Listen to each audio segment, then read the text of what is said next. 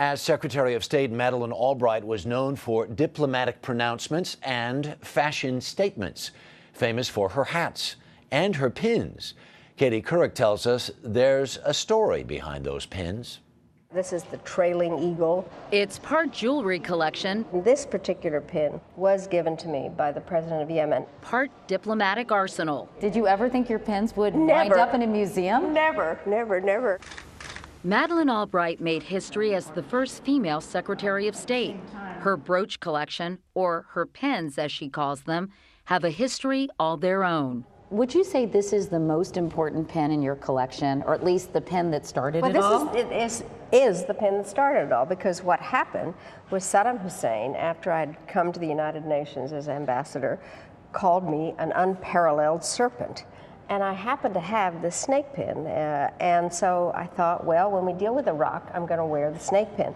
And for a conversation with a Russian diplomat about anti-ballistic missiles, he looked at it and he said, "So is that one of your interceptors?" And I said, "Yes, and we make them very small." For negotiations with the Palestinians, a bee. Did people like Yasser Arafat say, "Secretary Albright, I see the bee"? Well, what are you trying to say? He gave me a beautiful butterfly, so I think like he a got butterfly, it. Sting like Something a bee. like that, right. Her vast garden of pins, cataloged in a new book and on display at New York's Museum of Arts and Design, are a visual biography of a diplomatic career. Through the years, she's collected around 300 of them.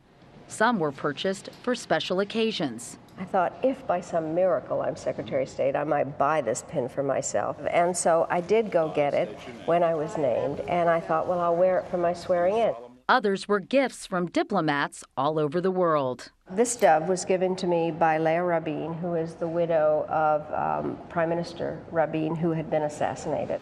Some of her most precious pins came from everyday people, like this one from New Orleans. The two amethysts represent two Purple Hearts. All of a sudden, a young man came up to me with a box, and he said, "My father is sitting over there. He's a D-Day veteran, and my mother died as a result of Katrina. My father had given her this pin for their 50th wedding anniversary, and we think that she would want you to have it."